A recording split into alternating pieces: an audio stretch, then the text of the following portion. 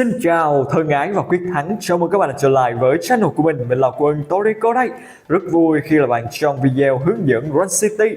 Và xin chúc bạn có một ngày thật là tốt lành, tràn đầy vui trong cuộc sống. Xin chân thành cảm ơn. Và ngày hôm nay chúng ta sẽ đến lại video hướng dẫn lên cấp thần tốc trong phiên bản mới của tựa game Run City nha các bạn. Ok, và đầu tiên chúng ta sẽ tìm hiểu về lợi ích của việc lên cấp thần tốc là gì nha các bạn. Đấy, thì hiểu nôm na đó là việc mà chúng ta sẽ lên level một cách nhanh chóng. Và để có được cái lợi ích giống như là việc mình có thể tăng được tài nguyên các bạn á. Đầu tiên sẽ là tài nguyên ở trong rương clan, và rương ở đây sẽ là rương liên quan đến trái cây nha các bạn. Giống như mình đang ở trên level là 100 rồi, thì khi mà mình vào trong clan, đối với lại rương phút của mình sẽ có sự tăng lên so với lại lúc mình ở level thấp các bạn nhé. Cụ thể thì ở nhiệm vụ là rương trái cây 3 ngày mình được là 11.30 luôn các bạn nhé. Cứ như vậy thì những rương clan liên quan đến trái cây khi mình ở level cao thì tùy theo các mốc khác nhau chúng ta sẽ có sự tăng dần lên nha các bạn. Như vậy thì nếu như chúng ta lên được level cao thì mình sẽ có thể là kiếm thêm được nhiều trái cây, tăng được tài nguyên để giúp cho những chú rồng ta có thể là lên được level trở nên mạnh mẽ hơn, phải không các bạn? Chưa dừng lại ở đó thì khi mà mình lên level, những cái vật phẩm của mình lấy được ở trong những sự kiện cũng sẽ có sự tăng lên các bạn á. Điển hình là việc mà chúng ta mở ra những chiếc rương mà trái cây đấy các bạn, thì sẽ có một sự tăng tiến. Mình giả sử như đây chúng ta có một cái tấm hình như thế này các bạn á. Đấy, các bạn sẽ thấy là tấm hình này mô tả về lượng trái cây là ở Jetfoot nha các bạn. Ở những cái level chúng ta sẽ có sự khác nhau. Giống như mình thì đang ở mức là trên level 100 nên lượng trái cây tối đa khi mình mở được một chiếc rương XL sẽ là 50 các bạn á. Còn nếu như chúng ta ở level trung bình là từ 75 thì lượng trái cây chúng ta đã có thể là đạt đến ở mốc là gần 4B rồi các bạn á. Hoặc là từ 50 tới 74 thì sẽ là gần 3B. Còn những level thấp hơn thì cứ như vậy sẽ có một cái sự gọi là tăng tiến nè, hoặc là càng thấp thì càng giảm, càng lên thì càng tăng. Đấy, mình cảm thấy là mình đang ở level 100 là cũng ok rồi. Mình nghĩ là chúng ta sẽ không có nhất thiết là phải lên level 150. Nếu như lên thì chúng ta cần một khoảng thời gian để mà có thể là lên cấp thần tốc spam kinh nghiệm đấy các bạn á. Nhưng mình thấy là hiện tại mình đang khá ổn rồi. Còn nếu như mà giả sử các bạn đang mới chơi, hoặc là chúng ta đang ở một cái mốc nào đấy mà các bạn có thể là phát triển lên những cái mốc cao hơn, thì tôi có thể là áp dụng cái cách lên cấp thần tốc này để mà giúp các bạn phát triển được, đẩy nhanh cái tiến độ của hòn đảo nha các bạn. Và việc mà chúng ta lên được gọi là level cao đấy các bạn á, hoặc là trong cái quá trình mình lên level thì mình cũng sẽ gọi là nhận được thêm game. Nhưng mà chúng ta gọi là khi mà lên cấp đấy các bạn thì mình sẽ có game, và ở những cái level tròn trục thì mình sẽ có thể có thêm được nhiều game nữa các bạn á. Đấy, còn bình thường thì chắc là cũng vài ba game đấy các bạn. Đấy, và khi đấy mình có thể là mở khóa thêm được trong ở những cái nhà hoặc là những cái môi trường habitat để có thể là tiếp tục là xây những môi trường rộng ra, mạnh hơn, nhiều hơn đấy. Và có thể là xây thêm những ngôi nhà mà chúng ta đang gọi là cần thiết nè, nhà tập luyện, nhà train, hoặc là xây thêm gọi là nhà sản xuất trái cây, xây thêm những cái môi trường để mà mình gọi là sẽ thêm kiểu là thêm tháp đấy các bạn á, tháp trụ nguyên tố để tối ưu lượng vàng sản xuất ra. Nói chung là từ việc mà các bạn chúng ta lên level thì nó sẽ đẩy nhanh cho sự phát triển của hòn đảo luôn các bạn nhé. Tuy nhiên chúng ta cũng có những cái đặc điểm cần chú ý khi chúng ta muốn lên level cách gọi là thần tốc nha các bạn. Đó là chúng ta sẽ đánh ở trong liquid khó hơn nha các bạn. Ở trong đây thì nói chung là một cái vấn đề của những bạn ta mới chơi thì phải nói là rất là nhức nhối rồi các bạn nhé. Thì với thêm một vấn đề nữa, đó là có thể có khả năng thôi, như các bạn ta sẽ đua hybrid khó hơn. Nếu mà các bạn mới chơi thì ta đua hybrid khá đơn giản, ta chỉ cần là đâu đó lên được level 5 hoặc level 6 được xếp hạng thì hầu như là chúng ta đã có thể là nắm trong tay top 1 và lấy những chu rồng như là hybrid bình thường rồi các bạn nhé. Nhưng mà nếu như chúng ta lên level cao thì khả năng ta phải có một cái sự cạnh tranh với những bạn khác. Thì ở đây mình sẽ có một cái cách khắc phục như sau. Còn nếu như mà các bạn trong cái quá trình đấy mà các bạn đua được chu rồng Harry VIP thì lại càng tốt nha các bạn. Đấy, thì chúng ta sẽ khắc phục bằng cách là trong cái quá trình mà các bạn lên level thì chúng ta sẽ đi song song với quá trình phát triển hòn đảo và cả ở những chu rồng. Đó là thứ nhất, chúng ta sẽ sưu tầm những chú rồng mạnh. Thì những chú rồng mạnh chúng ta có thể là những chú rồng Legend hoặc là Legend VIP thì càng tốt. Những chú rồng đấy thì tùy vào hệ của chú rồng đấy, người ta sẽ sắp ở trong những cái môi trường cao cấp để mà có thể là tối ưu được lượng vàng để các bạn nhé. Và đặc biệt là trong quá trình đấy chúng ta sẽ có thể là chọn like những chú rồng Legend để mà lấy được chú rồng Legend giống nhau để mà có thể là phân tách nâng sao lên, tạm thời gánh một khoảng thời gian các bạn ạ. Hoặc là có thể lấy được mảnh của những chú rồng Legend ở trong Rune Clan. Để những chú rồng này thì nói chung là lấy được khá là nhiều mảnh và có thể summon sau đấy rồi nâng sao cho rồng đấy. Tối đa ở việc chúng ta tham gia từ đầu trận đến cuối trận thì có thể là lên được 5 sao luôn đấy các bạn nhé. Nhưng mà mình nếu mà tham gia được một vài lần Rune thì cũng có thể là nâng lên được 2-3 sao rồi. Như vậy là cũng có thể là gánh được chúng ta một phần lấy rồi các bạn nhé. Và trong quá trình đấy tốt nhất là mình sẽ gọi là tìm kiếm những rồng Hellric VIP hoặc là Legend VIP hoặc Mythic VIP mình lấy được trong những sự kiện hoặc là đi trên mảnh.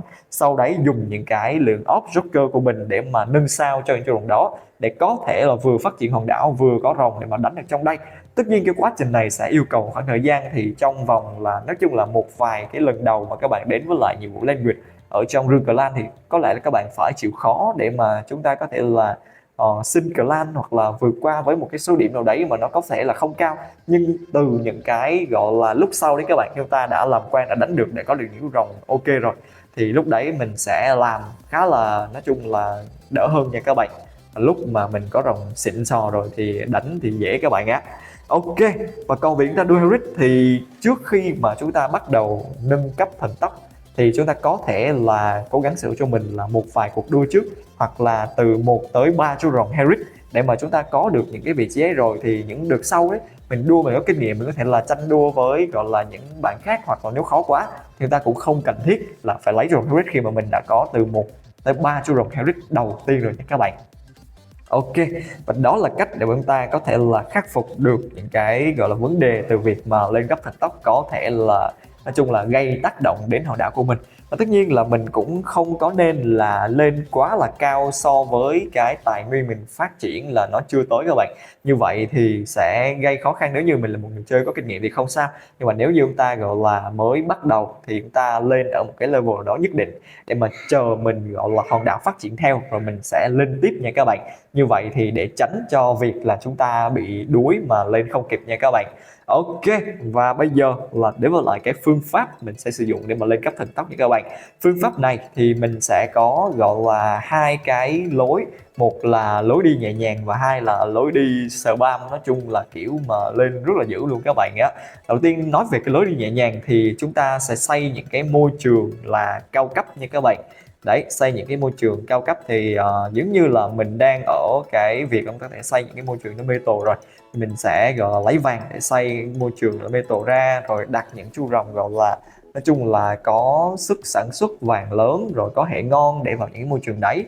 Sau đấy rồi mình sẽ gọi là tiếp tục là xây thêm một cái môi trường đấy, rồi sau đấy rồi mình sẽ gọi là bán đi và mình xây tiếp, rồi sau khi mình mở được cái môi trường cao hơn thì mình để lại và mình sẽ xây cái môi trường cao hơn và tiếp tục xây được một vài cái rồi mình bán đi những cái môi trường đấy. Rồi kiểu là chúng ta làm một cách nói chung là nó từ tốn và nó có thể là có thêm những cái môi trường mới thì mình có thể tận dụng luôn nha các bạn. Đấy, xây những cái môi trường mới thì lúc này mình có thể là xây được khoảng tầm 1 tới 2 cái môi trường đấy để mình giữ làm mốc để mà tăng cái lượng vàng thôi. Còn những cái môi trường từ mốc sau đấy thì mình xây để mục đích là mình lên level, sau rồi đó mình gọi là bán đi nha các bạn. Rồi từ từ phát triển lên được cái môi trường cao hơn thì mình lại áp dụng cái cách đấy. Nhưng mà cách này thì nói chung là giúp chúng ta có thể là có thêm môi trường cho những gọi là chu rồng sản xuất vàng và lấy thêm lượng vàng. Tuy nhiên thì vẫn chưa lên level gọi là cao và kiểu như là nhanh bằng cái cách là chúng ta spam triệt để nha các bạn. Có nghĩa là ở cái môi trường cao cấp đấy, mình ví dụ như là bắt đầu từ môi trường gọi là hệ ánh sáng này, mình có thể là làm được như vậy này, là mình chỉ xây duy nhất một cái môi trường ánh sáng thôi, mình xây ra rồi mình bán luôn các bạn. Xây ra có thể là xem quảng cáo, có thể là chờ đợi cái môi trường đó xây xong rồi bán luôn. Đấy, rồi như vậy á thì khi mà mình mua những cái môi trường đấy thì thay vì mình mua cái môi trường thứ hai thứ ba thì nó sẽ có giá vàng tăng lên. Thì chỉ cái môi trường đầu tiên mình xây rồi bán, xây rồi bán, xây rồi bán thì cái gọi là lượng vàng của mình sẽ không bị mất đi nhiều nữa các bạn, và chúng ta có thể là spam cái môi trường đấy khi chúng ta lên được cái level cao hơn, lại spam những cái nhà mà trong ta nhiều cái kinh nghiệm hơn. Ví dụ như là đỉnh cao chúng ta spam môi trường hệ legend luôn các bạn. Giống như mình khi mà mình lên cái level là lên 100 đấy các bạn, chung đợt đấy là mình spam và kết hợp việc xem quảng cáo thì mình đã bán hết tất cả những cái môi trường legend để mà chúng ta chỉ xây bằng giá gốc thôi các bạn, xây bằng giá ban đầu và cứ xây mình xem quảng cáo. Lúc đấy là quảng cáo mà chúng ta không hồi luôn, cứ dưới 12 tiếng là xem liên tục, mình cứ spam như vậy để mà mình lấy những cái offer đấy các bạn. Nhưng mà sau này offer biến mất rồi nên mình đã mặc định chúng ta ở cái môi trường là ở level là trên 100 là được rồi. Thì bây giờ mình thấy là ở level 109 của mình khá là ổn rồi nha. Còn việc lên level 110 không thì cứ chơi bình thường một khoảng thời gian, nó lên thì nó tự nó lên thôi các bạn. Mình đã qua cái giai đoạn là cần thiết để mình lên cấp thần tốc rồi. Còn ở đây thì nếu như các bạn áp dụng cái phương pháp này, các bạn sẽ spam và lên cấp rất là nhanh. Bên cạnh đấy thì mình sẽ gọi là đầu tư phát triển hòn đảo, như là mở thêm hòn đảo rộng lớn, xây thêm nhiều cái môi trường mà nó ở bên phía dưới. Mình chỉ lấy cái môi trường mà nó cho mình gọi là nhiều kinh nghiệm nhất thì mình spam thôi. Những cái ở phía dưới đang phát triển bình thường, và khi mà mình có được cái gọi là đá nâng cấp thì các bạn sẽ dùng những cái viên đá này để nâng cho những cái môi trường bên phía dưới. Nó cũng sẽ giúp cho các bạn có được một cái lượng kinh nghiệm rất là nhiều các bạn, để mà chúng ta có thể là lên level và kiếm thêm vàng. Trong cái lúc mà các bạn làm như vậy thì chúng ta cũng phải thường xuyên vào để mà thu vàng. Nó có thể là tận dụng đặt cái cột này vào để mà chúng ta gọi là kiếm vàng nhiều hơn, tích cực tham gia trong những cái sự kiện nhiệm vụ clan để mình kiếm được nhiều trái cây hơn, tham gia trong những cái gọi là event sự kiện. Thì có thể là trong cái event đấy các bạn mở những chiếc rương ra, và trong những chiếc rương đấy có thể là rương mở ra rồng nè, là rương mở ra trái cây, nó sẽ mở ra được gọi là nhiều cái vật phẩm hơn nha các bạn. Nói chung là yêu cầu chúng ta là phải có một cái sự gì đấy mà chúng ta phải thường xuyên vào để mà cố gắng làm sao đấy phát triển hòn đảo đi song song với việc lên cấp luôn. Chứ còn nếu chúng ta lên cấp quá cao, bỏ xa hòn đảo, ta khó chơi quá thì nhiều khi chúng ta lại mất đi rất là nhiều thời gian và bị stress khi mà mình phải gọi là giải quyết rất là nhiều cái vấn đề đấy các bạn á. Nên là mình có được một cái góc hẳn hoi, như là mình đã chơi quen với việc ta lên khoảng tầm level gọi là 20 hay là 20 mấy đấy, thì mình quen một chút xíu rồi mình lên level 30 mấy rồi mình lại dừng lại, rồi mình lại gọi là phát triển tí xíu rồi mình lên level 40 mấy, rồi tiếp tục như vậy. Và khi mà chúng ta lên được level khoảng tầm là 50, nó sẽ là một cái cột mốc để mình có thể chững lại, vì tới 50 nè, nó tới gọi là 70 mấy thì nó mới gọi là tăng lên một lượng trái cây ở đây, nên mình sẽ chững lại ở level 50 mấy hoặc là 60. Như là những nick phụ của mình thì đang ở cái level đấy là mình gọi là cảm thấy là nó vẫn tuần hoàn, nó vẫn gọi là ok rồi. Và đến khi mình có được một cái lượng tài nguyên, như là có được những chú rồng đã 5 sao đầu tiên, hoặc là rồng lên level 60 thì đấy đánh ở trong linh quyệt, nó phải nói là đã out trình của những chú rồng trong đấy bị giới hạn bởi level 40. Nếu đấy mình sẽ tự tin và mình lên gọi là tiếp tục lên cấp và lên khoảng tầm level 75 đấy, thì mình sẽ tiếp tục dừng lại ở đó một khoảng thời gian dài các bạn ạ. Rồi sau đấy mình sẽ gọi là đi lên những cái môi trường cao hơn, khi mà cái level cao hơn, khi mà mình đã gọi là nắm chắc được cái level của mình rồi nha các bạn. Đấy, thì giai đoạn thần tốc nó sẽ diễn ra khi mình từ cái level khoảng tầm là 28 này các bạn. Đấy, khoảng tầm là trong cái giai đoạn 28 này và lên khoảng tầm là 70. Đấy, chúng ta sẽ là một cái giai đoạn là chúng ta thường hay áp dụng từ level 70 lên 100. Đấy. Ok. Đấy thì chúng ta sẽ chia ra những cái cột mốc để cho mình gọi là dễ kiểm soát nha các bạn. Đó, và cái gọi là vấn đề thì nói chung là khi các bạn lên thì chúng ta sẽ có nhiều vấn đề của đấy, yêu cầu chúng ta nếu mà gặp cái vấn đề nào các bạn có thể là tìm cách để mà giải quyết cái vấn đề đấy bằng cách là gõ video ra, hoặc là cố gắng tìm kiếm thêm lượng tài nguyên như gem, trái cây và vàng nha các bạn. Đồng thời có một điều mà các bạn có thể là cân nhắc ở đây, đó là khi mà các bạn đang ở cái run arena thấp thì chúng ta hãy ở đấy để mà spam việc là chúng ta lấy rương rớt, có thêm tài nguyên về game và có thêm tài nguyên về gọi là bơ để các bạn. Đó là cách mà các bạn ta ở những cái level như là ở những cái gọi là giai đoạn như là đang ở môi trường Terra, rồi môi trường lửa nè, môi trường nước nè, môi trường gọi lá nè, thì mình đánh lên rồi mình lại chụp xuống các bạn. Nói chung là đánh lên rồi mình sẽ gọi là hạ rank thần tốc bằng cách là người ta vào, người ta thoát ra vào, thoát ra vào, thoát ra, sau đấy mình đánh lên, để mà có rớt là mình làm, không có rớt thì mình lại hạ xuống, có nhiệm vụ mình làm, không có nhiệm vụ mình lại hạ xuống, để mà mình kiếm thêm gọi là game mà kiếm thêm nhiều bơ này. Khi mà rồng các bạn có bơ rồi, chúng ta sẽ đánh dễ hơn trong gọi là arena, và đánh dễ hơn ở trong gọi là Liquid như các bạn. Song song quá trình đấy, chúng ta hãy hóng hớt việc là chúng ta tham gia những cái sự kiện lớn như là ở trong Divine Pass, và lấy thêm gọi là những chiếc rương xịn sò có thể đăng nhập để mà lấy thêm huy hiệu, tham gia sự kiện lấy thêm huy hiệu. Và khi có được những cái rương này mở ra thì lúc đấy chúng ta có thể là có khả năng các bạn sẽ có thêm rồng Hellrick, hoặc là có thể các bạn sẽ lấy thêm rồng VIP hoặc là những vực phẩm để giúp cho chúng ta làm điều đấy. Thì khi đấy là mình bám vào trong sự kiện đó thì mình sẽ không có lo lắng về việc là thiếu đi cái phương hướng nha các bạn. Và để mà các bạn có thể là hình dung được cái cách này nó rõ hơn, và cũng như là thấy được cái hiệu quả mà cách lên cấp thần tốc này mang lại, thì các bạn hãy xem video về 4 định hướng cho gọi là nói chung giai đoạn tầm trung mà mình đã giúp cho nick của đệ tử mình vượt qua cái giai đoạn khó khăn khi mới chơi game đấy các bạn á.